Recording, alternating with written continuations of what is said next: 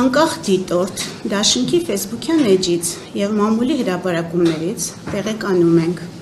որ անկախ դիտորդը ապրիլի 22-ին դիմում է ներկայացրել ուղարկել վարչական դատարան, որի համար հիմք են հանդիսացել ընտրություններին նախորդող այս փուլում «Իմ քայլը» հիմնադրամի կողմից իրականացվող բարեգործական միջոցառումները։ Իրենք քարոզչական ուղղակի փաստեր չեն հայտնաբերել, սակայն հիմնադրամի բարեգործական ծրագրերն ու իմ կերպարը ասոցացրել են իշխող քաղաքական ուժի հետ։ Իմ քայլը ասոցացվում է քաղաքացիական պայմանագրի հետ, փաստ է Աննա Հակոբյանի ասոցացումը, ասում են նրանք, և ինչպես նշված է ազատության հոդվածում, եթե վարչական դատարանում ապացուցվեն իմ քայլը հիմնադրամի խախտումները, ինձ սպառնում է տուգանք մինչև 6 միլիոն դրամի չափով։ Ես այժմ հայտարարում եմ, որ սույնով խախտվել են իմ սահմանադրությամբ, մի շարք օրենքներով և միջազգային կոնվենցիաներով պաշտպանվող իրավունքները։ Մասնավորապես սահմանադրության հոդված համար 7 ընտրական իրավունքի սկզբունքները սահմանում է Ազգային ժողովի և համայնքների ավագանիների ընտրությունները, ինչպես նաև հանրաքվեներն անցկացվում են ընդհանուր, հավասար, ազատ և ուղղակի ընտրական իրավունքի հիման վրա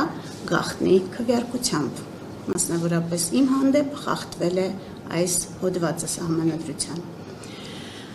Հայաստանի Հանրապետության ընտրական օրենսգրքի հոդված համար 4-ը ազատ ընտրական իրավունքը սահմանում է ընտրություններն անցկացվում են ընտրական իրավունքի իրականացման, ազատության և կամավորության սկզբունքների հիման վրա։ Ոչ ոք իրավունք չունի պարտադրելու ընտրողին քվեարկելու որևէ թեկնածուի, կուսակցության, կուսակցությունների դաշինքի օգտին կամ դեմ, ինչպես նաև հարկադրելու ընտրողին մասնակցելու կամ չմասնակցելու ընտրություններին։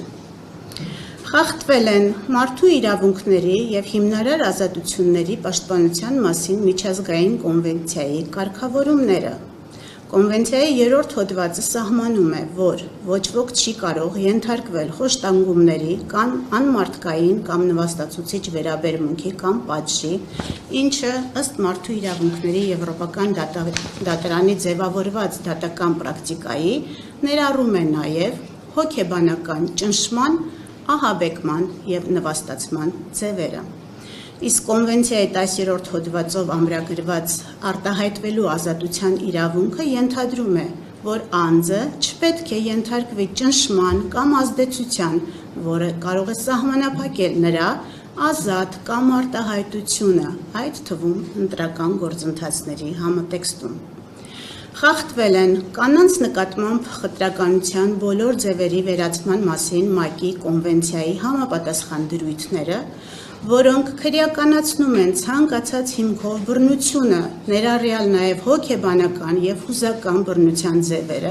որոնք կարող են արտահայտվել սպառնալիքի, հարկադրանքի կամ մանիպուլյացիայի միջոցով և դիտարկվում են որպես կանանց նկատմամբ խտրականության դրսևորում։ Խախտվել է քրեական օրենսգրքի հոդված 210-ը, որը սահմանում է անձի ընտրական կամ հանրաքվեին մասնակցելու իրավունքի ազատ իրականացումը խոչընդոտելը առաջացնում է քրեական պատասխանատվություն։ Հաշվի առնելով վերոնշյալը, խնդրել եմ իմ փաստաբանական թիմին ուսումնասիրություն կատարել նախաձեռնելու հետևյալ 2 գործողությունները։ Դանիել Իոնիսյանի նկատմամբ քրեական գործի հարուցման նպատակով հաղորդման ներկայացման հնարավորությունը 1 և 2. անկախ դիտորդ դաշինքի դեմ հայցադիմումի ներկայացման հնարավորությունը Իմ քայլը հիմնադրամի գործարար համբավին հեղինակությանը հասցրած վնասները հատուցելու պահանջով։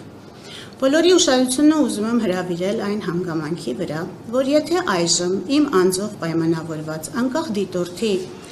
ըստ անկախ դիտորդի հիմնադրամը ասոցացվում է իշխանական ուժի հետ, ուստի ազգային ժողովի ընտրությունների նշանակման մասին հրամանագրի հրապարակումից հետո պետք է կասեցներ իր գործունեությունը,